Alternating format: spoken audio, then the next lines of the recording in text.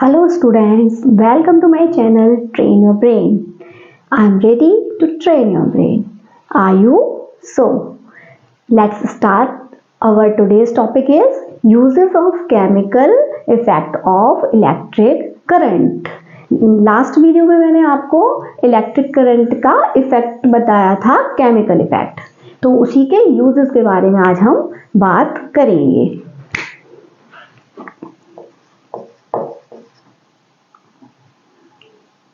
Uses of chemical effect.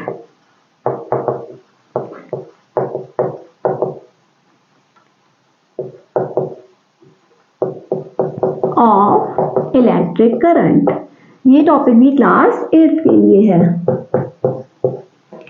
तो electric current के about 5 uses मैं आपको यहाँ बताने जा रही हूँ। तो पहले सारे यूजेस मेंशन कर लेंगे हम लोग, फिर एक एक करके उनके बारे में बात करेंगे। तो सबसे पहला तो इलेक्ट्रोलिसिस में ही यूज होता है। सबसे पहला तो है इलेक्ट्रोलिसिस का use. Second, identify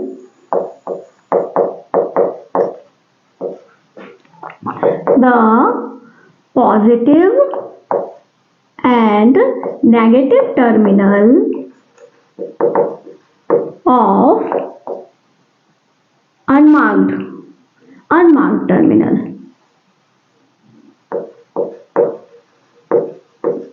Unmarked terminals of a battery. Third, electroplating.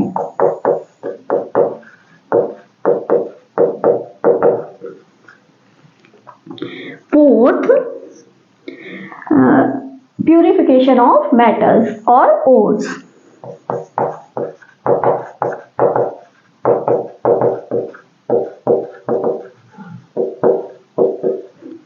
And fifth, produce other products. Production of other products. तो सबसे पहले हम बात करेंगे इलेक्ट्रोलिसिस की। तो इलेक्ट्रोलिसिस की प्रोसेस जो है मैं आपको पूरी समझा चुकी हूँ chemical effect of electric current के साथ। तो यहाँ पर हम एक शॉर्ट रिव्यू लेकर चलेंगे। अगर आपको डिटेल में इसको समझना है तो आप मेरा ये वाला वीडियो देख सकते हैं, इलेक्ट्रिक करंट का जो मैंने इफेक्ट बताया, केमिकल इफेक्ट, उस टॉपिक पर जो वीडियो मैंने दिया आपको वो आप देख सकते हैं इसको पूरी तरह समझने में। तो इलेक्ट्रोलिसिस से क्या होता है कि हमारे पास जो भी सॉल्यूशन होता है उसमें उस सॉल्यूशन के जो कंपोनेंट्स होते हैं उनको डिकम्पोज कर देता है। इलेक्ट्रोलिसिस की प्रोसेस से वो डिकम्पोज हो जाते हैं। तो एक शॉर्ट रिव्यू लेते हैं। जैसे हमने वाटर का बताया था कि वाटर में जो है वो ये इस तरह से आपने 2 इलेक्ट्रोड लिए थे सेल वाली कार्बन रॉड के, और उसको जब आप एक उससे सर्किट से कनेक्ट करेंगे, यहाँ बैटरी फिट करेंगे और यहाँ लगाएंगे स्विच। तो जब सर्किट से इसको आपने कनेक्ट किया था तो ये वाटर को डिकम्पोज कर देता है। ये कैसे? 2H2O को डिकम्पोज करके, यहाँ पे इलेक्ट्रोलिसिस की प्रोसेस होगी, इसको डिकम्पोज करके क्या हाइड्रोजन और ऑक्सीजन अलग अलग गैस में बदल देता है। तो ये जो है वो अपने कंपोनेंट्स में डिकम्पोज हो जाता है। और ये जो प्रोडक्ट हमें मिल रहे हैं डिकम्पोजिशन के बाद, उनकी प्रॉपर्टीज भी बिल्कुल अलग है कि ये दोनों गैसेस हैं। और ये भी मैंने बताया था कि आपको कि पॉजिटिव टर्मिनल पर जो है वो नेगेटिव आयंस जाकर कलेक्ट होते हैं और नेगेटिव टर्मिनल पर पॉजिटिव आयंस कलेक्ट होते हैं। तो इस पर H आयंस कलेक्ट होंगे और इस पर ऑक्सीजन कलेक्ट होगी, क्योंकि ऑक्सीजन की जो है नेगेटिव आयंस होते हैं। तो ये सब मैंने आपको इलेक्ट्रोलिसिस वाली प्रोसेस में बता रखा है। तो आज हम बात करेंगे identification of positive and negative unmarked terminals of A battery. आप लोगों ने इन्वर्टर बैटरी देख रखी है। तो इन्वर्टर बैटरीज में क्या होता है, उनके प्रोडक्शन में जब आपके घर आती है बैटरीज तो उनमें पॉजिटिव और नेगेटिव टर्मिनल मार्क्ड होते हैं। तो आप उसी हिसाब से कनेक्शन किया जाता है उसका। तो कभी अगर आप उसमें भूल से अगर अनमार्क्ड टर्मिनल्स हैं उसमें, तो आप कैसे पता करेंगे कि कौन सा पॉजिटिव टर्मिनल है और कौन सा नेगेटिव। तो इसके लिए इसका इफेक्ट देखने को मिलता है केमिकल इफेक्ट से, कुछ कलर इफेक्ट भी देता है केमिकल इफेक्ट के साथ ही। तो वो कैसे देता है, जैसे कि आपको पता है कि ह्यूमन बॉडी है या एनिमल बॉडी है, तो हमारे अंदर भी इलेक्ट्रोलाइट्स होते हैं, तो हम लोग भी क्या है, इलेक्ट्रिक करंट के कंडक्टर हैं। तो इसीलिए वेजिटेबल्स जो है बॉडी वो भी कंडक्टर होंगी। तो हम यहाँ पोटैटो को लेकर यहाँ पर एक टेस्टिंग आपको सिखाएंगे, उससे पता चलता है कि कौन सा पॉजिटिव टर्मिनल है और कौन सा नेगेटिव टर्मिनल। तो इसके लिए हमें एक चाहिए पोटैटो का पीस, हाफ पीस ले लेंगे एक मिडिल साइज के पोटैटो का, और उसमें हम अपने सर्किट के दोनों टर्मिनल को, कॉपर वायर को ये पियर्स कर देंगे इसमें, और स्विच और बल्ब और बैटरी सब कुछ यहाँ अटैच कर देंगे हम। बल्ब इसलिए कि हमें पता चलेगा कि इसमें इलेक्ट्रिक करंट फ्लो हो रहा है, और ये स्विच लगा देंगे हम। तो इस तरह से जैसे ही आप स्विच ऑन करेंगे तो इलेक्ट्रिक करंट फ्लो होने लगेगा आपका पोटैटो में से। ये पोटैटो है, ये नेगेटिव टर्मिनल हो गया कनेक्शन के हिसाब से आपके, और ये पॉजिटिव टर्मिनल हो गया। तो आप इसको 5-10 मिनट जब इसमें आप इलेक्ट्रिक करंट का फ्लो होने देंगे, तो आप क्या देखेंगे थोड़ी देर में कि इसके पॉजिटिव टर्मिनल का वायर जहां पर आपने पोटैटो में पियर्स किया है उसके आसपास ग्रीनिश ब्लू कलर का, कैसा कलर आएगा, या ग्रीनिश ब्लू कलर का स्पॉट आपको दिखाई देने लगता है थोड़ी देर बाद। तो ये जो ग्रीनिश ब्लू कलर का स्पॉट है ये पॉजिटिव टर्मिनल पर ही दिखाई देगा, नेगेटिव टर्मिनल जो है वो कलरलेस रहेगा। तो इस एक्टिविटी से आपने ये जाना कि अगर बैटरी में भी अगर पॉजिटिव और नेगेटिव टर्मिनल आपके मार्क्ड नहीं है, तो आप क्या कर सकते हैं ना, दोनों टर्मिनल से एक एक वायर को कनेक्ट करके और पोटैटो में उसको फिट करेंगे और करंट पास होने लगेगा जैसे ही।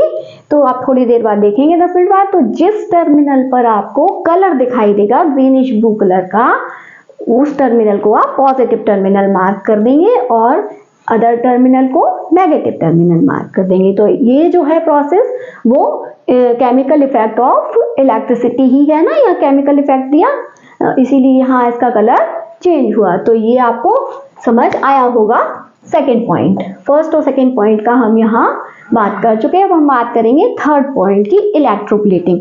इलेक्ट्रोप्लेटिंग क्या होता है कि आपको किसी मेटल के ऊपर किसी दूसरे मेटल का प्लेट चढ़ाना है, तो वो जो है इलेक्ट्रोलिसिस प्रोसेस के थ्रू हम अगर करते हैं तो उसको बोला जाता है इलेक्ट्रोप्लेटिंग। जैसे कि आप लोग साइकिल यूज करते हैं तो आपने देखा होगा उसका हैंडल वगैरह जो होते हैं, वो साइकिल पूरी बनी तो आपकी किसकी होती है, आयरन की बनी होती है, लेकिन वो ऊपर से शाइनी कैसे होती है, क्योंकि उसके ऊपर क्रोमियम और जिंक की इलेक्ट्रोप्लेटिंग कर दी जाती है। तो उसका ऊपरी सरफेस जो है नॉन पोरोसिव हो जाता है और उसकी लाइफ भी लॉन्ग हो जाती है और वो अट्रैक्टिव भी हो जाता है, देखने में शाइनी जो है वो हो जाता है। तो इसलिए इस तरह से ये यूज किया जाता है इलेक्ट्रोप्लेटिंग। या फिर जो आर्टिफिशियल ज्वेलरी बनती है तो उस पर सिल्वर और गोल्ड का जो प्लेटिंग की जाती है वो भी इलेक्ट्रोप्लेटिंग से की जाती है। या फिर जो आपके कुछ पीसेस, डेकोरेटिव पीसेस बनाए जाते हैं, उनको भी इलेक्ट्रोप्लेटिंग से उनके ऊपर अच्छा सा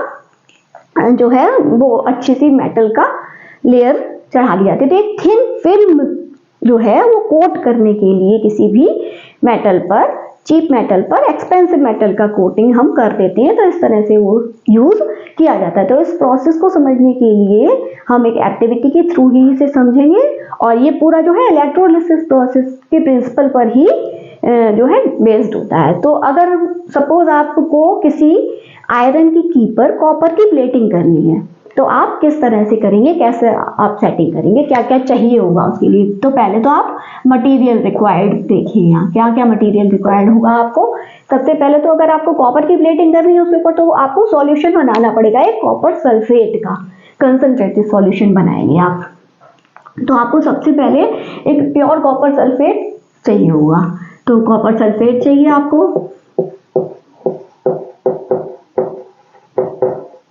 आयरन की चाहिए, और साथ में चाहिए आपको एक कॉपर प्लेट भी, और वाटर, और एक सिंपल सर्किट।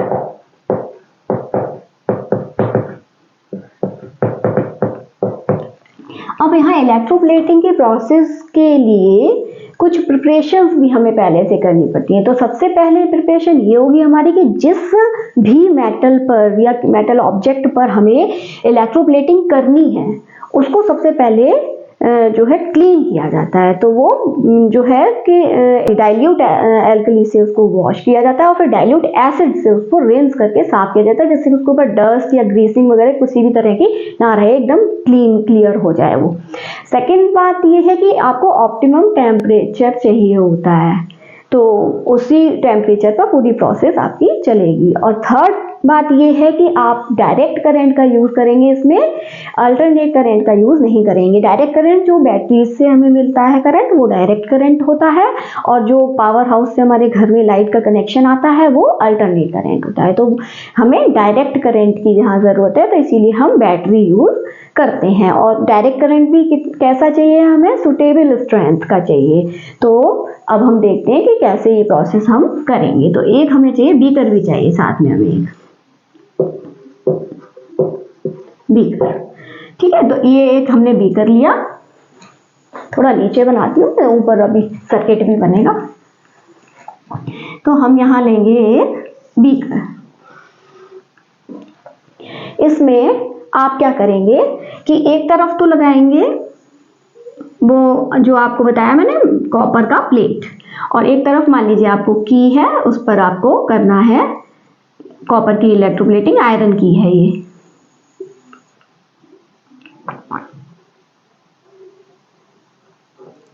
और कॉपर सल्फेट सॉल्यूशन आप इसमें फिल कर देंगी।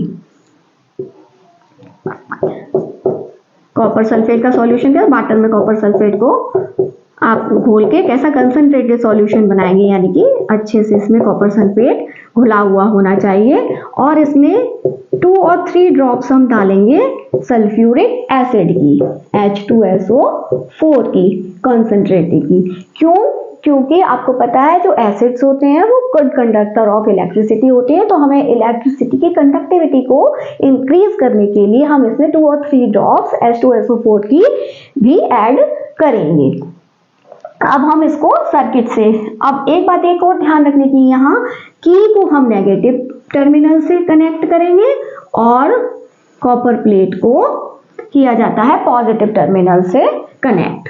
तो हम उसी हिसाब से यहाँ पर कनेक्शन करेंगे, पॉजिटिव टर्मिनल से ये हो गया कनेक्ट और ये नेगेटिव टर्मिनल से। उसका रीजन भी यही रहेगा क्योंकि जब इसमें इलेक्ट्रोलिसिस प्रोसेस होगी तो जो कॉपर है उसके आयंस जो होते हैं वो पॉजिटिवली चार्ज होते हैं, तो पॉजिटिवली चार्ज आयंस जाके नेगेटिव टर्मिनल पर डिपॉजिट होते हैं, इसीलिए यहाँ पर हम नेगेटिव टर्मिनल से की को जो है अटैच करते हैं।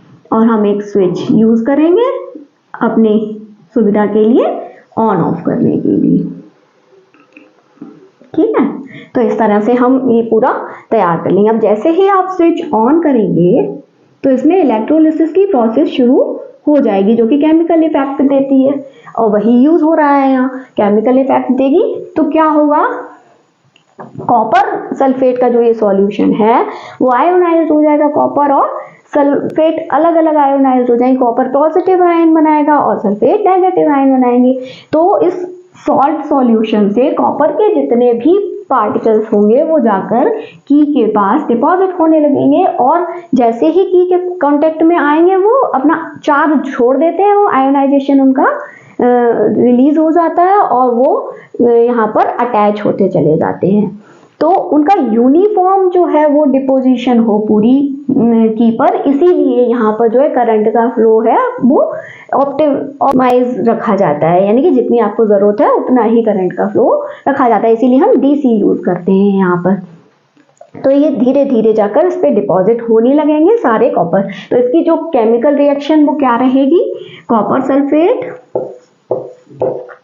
जो है वो कॉपर आयन और सल्फेट आयन में जो है वो अलग अलग हो जाएगा। और कॉपर के ये अब उसके साथ ये कॉपर प्लेट हमने क्यों यहाँ पर लगाया है, वो इसलिए कि इस सॉल्ट सॉल्यूशन में कॉपर के तो आयंस जो हैं वो कीपर डिपॉजिट हो रहे हैं, तो जितनी भी कॉपर की जरूरत होगी वो इस कॉपर प्लेट से जो है इसमें आयंस और कॉपर आता रहेगा और उसकी कॉपर की कमी नहीं होगी हमें।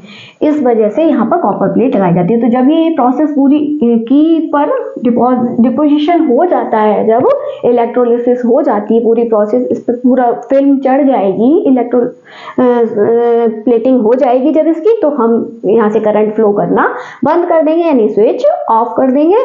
और लास्ट में हमें क्या देखने को मिलता है कि ये कॉपर प्लेट जो है उस पर सिर्फ कुछ कॉपर यूज हो जाता है और ये की जो है आपकी अब कॉपर की प्लेटिंग इस पर हो जाती है। तो इसी तरह अगर जैसे किसी आपको बर्तन वगैरह पर सिल्वर प्लेटिंग करनी है या गोल्डन प्लेटिंग करनी है, चीप मेटल के बर्तन बना लेते हैं, उसके बाद प्लेटिंग वाले बर्तन भी मार्केट में आते हैं ना, तो वो भी इसी तरह से होता है कि अगर आपको सिल्वर प्लेटिंग करनी है तो आपको यहाँ सिल्वर की प्लेट लेनी पड़ेगी कॉपर प्लेट की जगह, और ये जो सॉल्यूशन है वो किसका होगा, सिल्वर नाइट्रेट का सॉल्यूशन होगा यहाँ पर, और यही पूरी प्रोसेस चलेगी। और तो आप यहाँ पर स्पून, मान लीजिए आपको स्पून बनाने हैं सिल्वर प्लेटिंग की, तो यहाँ पर स्पून आप जो है वो यहाँ पर लगा देंगे नेगेटिव इलेक्ट्रोड की जगह, तो स्पून पर पूरा आपका सिल्वर की प्लेटिंग हो जाएगी। तो इस तरह से इलेक्ट्रोप्लेटिंग का ये यूज रहता है।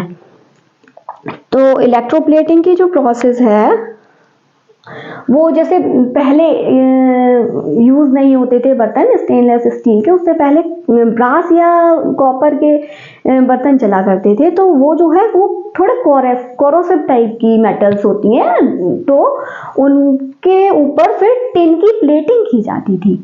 तो टिन की प्लेटिंग जो उनके ऊपर की जाती थी वो थर्मोप्लेटिंग होती थी। थर्मोप्लेटिंग यानी कि उसको मेल्ट कर लिया जाता था गर्म करके और फिर उसकी प्लेटिंग की जाती थी उनके इनर साइड पर। टिन की थर्मोप्लेटिंग इसलिए की जाती थी क्योंकि टिन जो है वो एक तो सॉफ्ट शाइनी होता है, दूसरा कोरोशन से बचाता है उस अदर मेटल्स को, नॉन कोरोसिव होता है, नॉन पॉइजनस भी होता है। जैसे आपने पढ़ा होगा एसिड बेस वाले में कि कॉपर वगैरह के कांटेक्ट में आप जैसे हर तरह का फूड नहीं रख सकते, खट्टी चीजें रखेंगे उसमें तो वो पॉइजनस इफेक्ट देते हैं। तो इसलिए टिन जो है नॉन पॉइजनस रहता है, तो उसमें टिन की प्लेटिंग करके तब उस तरह से यूज किया जाता था, तो वो थर्मोप्लेटिंग होता है और ये इलेक्ट्रोप्लेटिंग की प्रोसेस होती है। अब कभी कहीं कहीं इलेक्ट्रोप्लेटिंग भी होने लगा है उसके थ्रू। तो इलेक्ट्रोप्लेटिंग आपको समझ में आ गई होगी ये प्रोसेस। अब हम बात करेंगे प्यूरिफिकेशन ऑफ मेटल्स की, कि मेटल्स का प्यूरिफिकेशन किस तरह से किया जाता है। इलेक्ट्रोलिसिस की ही प्रोसेस उसमें बेस्ड होती है, तो इसमें बस थोड़ा सा अंतर आएगा और इसी तरह से वो रहता है। जैसे कि मेटल्स जो है आपको पता है कहाँ से मिलते हैं, ये अर्थ क्रस्ट में से हमें ओर मिलते हैं मेटल्स के, और फिर ओर्स का प्यूरिफिकेशन करके हमें मेटल्स मिलते हैं। तो ओर्स को प्यूरिफिकेशन करने के लिए पहले हम उन्हें क्रश करेंगे, वॉश करेंगे, फिल्टर करेंगे, उसके बाद जो हमारे पास बचा हुआ जो भी ओर होता है उससे फिर हम जो है वो प्योर मेटल कैसे मिलती है, तो वो भी इलेक्ट्रोलिसिस की प्रोसेस से ही मिलती है। तो इसी डायग्राम से हम उसको समझ सकते हैं, थोड़ा सा इसमें चेंज होगा। तो अब हम बात करेंगे यहाँ प्यूरिफिकेशन ऑफ मेटल्स की 4 पॉइंट की। तो उसमें जो आपको रिक्वायर्ड सब्सटेंस है वो थोड़ा सा यहाँ चेंज हो जाएगा मटेरियल, और थोड़ा सा यहाँ भी चेंज आएगा। तो कैसे होगा वो मैं पहले सारा एग्जांपल लेते हैं हम, कि हमें कॉपर का कोई ओर है और उसमें से क्या लेना है, कॉपर को जो है वो सेपरेट करना है। तो उसके लिए हमें कॉपर सल्फेट का ही सॉल्यूशन चाहिए होगा, और साथ में यहाँ पर हम लगाएंगे ओर, और एक कॉपर प्लेट, प्योर कॉपर की प्लेट भी चाहिए होगी। तो एक चाहिए हमें pure copper plate, copper plate या कुछ थोड़ा सा फ्लिप वगैरह कुछ भी, जितना भी कॉपर हो वो, और ओर चाहिए मेटल का, और ये सॉल्यूशन तो है ही हमारे पास, और ये सर्किट, और इसमें भी वही सॉल्यूशन में हम H2SO4 को थोड़ा सा ऐड करेंगे कंडक्टिविटी को बढ़ाने के लिए। तो वही पूरा जो है रहेगा यहाँ। बस इसमें क्या करना है, हमें प्योर कॉपर की जो प्लेट होगी उसको लगाना है नेगेटिव टर्मिनल पर। ये है प्योर कॉपर प्लेट, और यहाँ पर रहेगा हमारा ओर। ये मान लीजिए ओर है, ओर को यहाँ फिट करेंगे हम। तो क्या होगा, ये कॉपर सल्फेट का सॉल्यूशन है।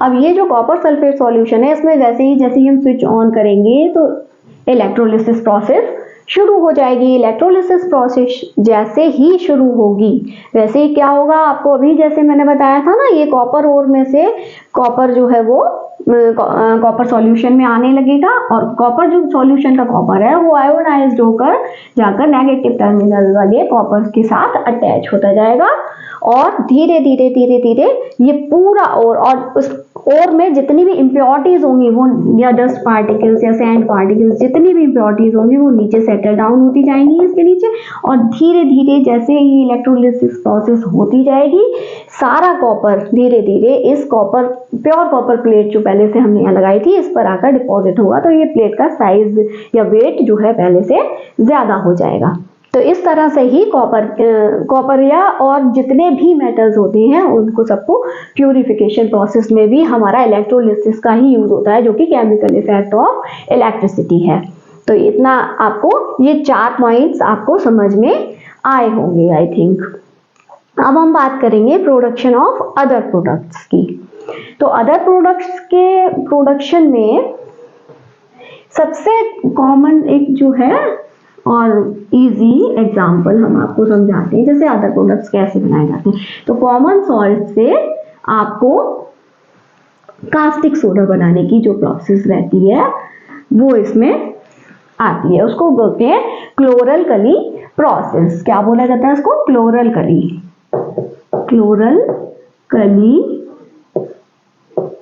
प्रोसेस। इस क्लोरल-कली प्रोसेस में हम कॉमन सॉल्ट से कास्टिक सोडा बनाते हैं बाय इलेक्ट्रोलिसिस। तो किस तरह से होता है वो, कि आपको कॉमन सॉल्ट यानी NaCl को जब हम इलेक्ट्रोलाइज करते हैं, NaCl को वाटर में डिसॉल्व किया हाई कंसंट्रेशन में, और उसका जब हम पावरफुल इलेक्ट्रिसिटी उसमें से पास कराते हैं, बहुत पावर हाई इलेक्ट्रिसिटी पास कराएंगे जब हम इसमें से, तो क्या होता है कि NaCl जो है वो कास्टिक सोडा देता है। कास्टिक सोडा का क्या, सोडियम हाइड्रोक्साइड बोलते हैं ना कास्टिक सोडा को। तो सोडियम हाइड्रोक्साइड हमें मिलता है, साथ में मिलता है हाइड्रोजन, और क्लोरीन भी जो है वो हमारा बाई प्रोडक्ट की तरह फ्री होता है, यानी फ्री का प्रोडक्ट मिल रहा है हमें। बनाना तो हमें कास्टिक सोडा है लेकिन हमें बाई प्रोडक्ट के रूप में यहाँ क्लोरीन भी मिलता है। तो ये हो गया आपका कॉमन सॉल्ट, ये कास्टिक सोडा।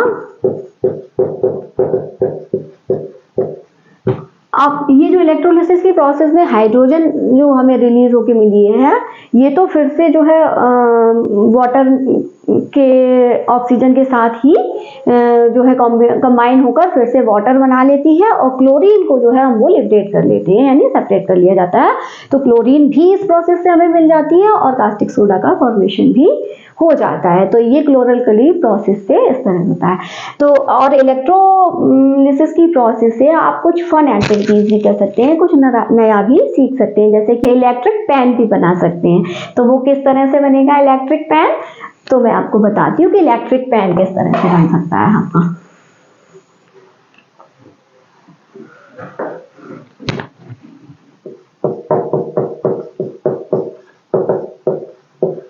इलेक्ट्रिक पैन बनाने के लिए हम क्या यूज करते हैं, यहाँ पोटेशियम आयोडाइड यूज करेंगे। यहाँ पोटेशियम आयोडाइड का फॉर्मूला रहता है Ki, पोटेशियम आयोडाइड। तो आपको पता है कि जब इसमें इलेक्ट्रोलिसिस प्रोसेस होगी पोटेशियम आयोडाइड के सॉल्यूशन में, तो पोटेशियम आयोडाइड जो है वो उसमें आयनाइजेशन हो जाएगा, तो आयन फॉर्मेशन होगा। तो पोटेशियम और आयोडीन के हमें आयंस मिलेंगे। तो पोटेशियम आयंस जो होते हैं वो पॉजिटिव होते हैं और आयोडीन आयन नेगेटिव होते हैं। तो इस तरह से हमें आयन मिलेंगे। तो इसके लिए हमें करना क्या है, और फिर हमें ये भी पता है, आप लोगों ने ये बात पढ़ रखी है कि आयोडीन जो है वो स्टार्च के कांटेक्ट में आकर ब्लू ब्लैक कलर देता है। जब लीफ वाला आप पढ़ते हैं, लीफ में आयोडीन की लीफ में स्टार्च की प्रेजेंस पता करने के लिए उसको आयोडीन सॉल्यूशन में हम डालते हैं तो वो ब्लू और वो कलर देता है ना, ब्लू ब्लैक सा। तो वही प्रॉपर्टी को हम यहाँ पर यूज करके इलेक्ट्रिक पेन कैसे बना सकते हैं ये समझेंगे। तो इसके लिए हमें क्या चाहिए, एक फिल्टर पेपर या फिर सिंपल सा पेपर लेंगे आप, और पेपर को आप सोक करेंगे पोटेशियम आयोडाइड सॉल्यूशन में, कुछ देर के लिए उसको सोक करके रखेंगे। फिर उसको निकाल के क्या करेंगे आप, यहाँ पे आपको चाहिए होगा एक तो एल्युमिनियम की प्लेट चाहिए आपको, ठीक है, एक आपको चाहिए battery with positive and negative terminal. तो एल्युमिनियम की प्लेट को तो आप कर देंगे इसके नेगेटिव टर्मिनल से अटैच किसी कॉपर वायर के थ्रू, और आप यहाँ पॉजिटिव टर्मिनल से एक वायर से लगाएंगे। कुछ पॉइंटेड चीज ले लेंगे जो पेन की तरह काम कर सके, लिख सके आप जिससे, तो उस पॉइंटेड चीज के साथ इसको अटैच कर देंगे। यहाँ आप नीडल वो भी ले सकते हैं, नेल भी ले सकते हैं, आयरन नेल, ठीक है। तो अब क्या होगा कि जो पोटेशियम आयोडाइड में आपने सोक करा था पेपर, उस पेपर को आप एल्यूमिनियम प्लेट पर प्लेस कर लेंगे पहले, उसके बाद फिर ये कनेक्शन करेंगे। तो जैसे ही आप इसको कनेक्ट करेंगे और इसमें इलेक्ट्रिक करंट फ्लो करना शुरू करेगा इस वायर के थ्रू, तो ये नेगेटिव टर्मिनल से जो एल्यूमिनियम प्लेट जुड़ा हुआ है, तो जितने भी पोटेशियम के आयंस होंगे वो सारे एल्यूमिनियम प्लेट की तरफ यानी कि कागज के नीचे की तरफ जो है रन करेंगे, क्योंकि वो नेगेटिव टर्मिनल की ओर अट्रैक्ट होते हैं। तो यहाँ एल्यूमिनियम प्लेट नेगेटिव टर्मिनल का काम कर रही है, तो वो सारे अट्रैक्ट हो जाएंगे उधर। तो अब इस पेपर में क्या बचा, आयोडीन के आयंस बचे, और हाँ, और इसमें ना उस आयोडीन सॉल्यूशन में, पोटेशियम आयोडाइड सॉल्यूशन में आप एक पिंच ऑफ स्टार्च भी ऐड करेंगे इस पेपर को सोक करने से पहले। तो इसमें क्या बचेगा, आपका स्टार्च के मॉलिक्यूल्स बचेंगे और ये बचेगा आपका आयोडीन के। तो अब जैसे ही आप इस पेन को जहां भी टच करना शुरू करेंगे पेपर पे, तो ये पेन है पॉजिटिव टर्मिनल, तो आयोडीन के जो जितने भी आयंस बनेंगे वो पॉजिटिव टर्मिनल की ओर अट्रैक्ट होना शुरू करेंगे, और पॉजिटिव टर्मिनल के पास अट्रैक्ट होंगे, और जैसे ही आप इस पे जो कुछ भी आप लिखेंगे या कुछ ड्रॉ करेंगे तो वो स्टार्च रह जाएगा, यानी कि पेपर में रह गया अब स्टार्च। तो जहां जहां भी आप लिखना शुरू करेंगे तो वो आयोडीन के आयंस आके स्टार्च के साथ रिएक्शन करेंगे और ब्लू ब्लैक कलर देंगे। तो ये जो है आपका इलेक्ट्रिक पेन की तरह वर्क करेगा। तो ये आपको कॉन्सेप्ट समझ में आया होगा इलेक्ट्रिक पेन का। तो इतनी बातें आपको आज इसके यूजेस से कुछ इंटरेस्टिंग सीखने को मिला होगा, 5 यूजेस से। तो ये वीडियो आपको कैसा लगा ये आप मुझे ज़रूर बताइए कि यूजेस आपको कैसे लगे, आपको कितना समझ आया, ये सब आप मुझे कमेंट करके ज़रूर बताइए। अगर ये वीडियो आपको अच्छा लगा है तो अपने फ्रेंड्स के साथ शेयर कीजिए, लाइक कीजिए और चैनल को सब्सक्राइब कीजिए। तो मिलती हूँ अब आपसे अगले वीडियो में, तब तक के लिए पढ़ते रहिए, क्योंकि पढ़ेगा इंडिया तभी तो बढ़ेगा इंडिया। नमस्ते।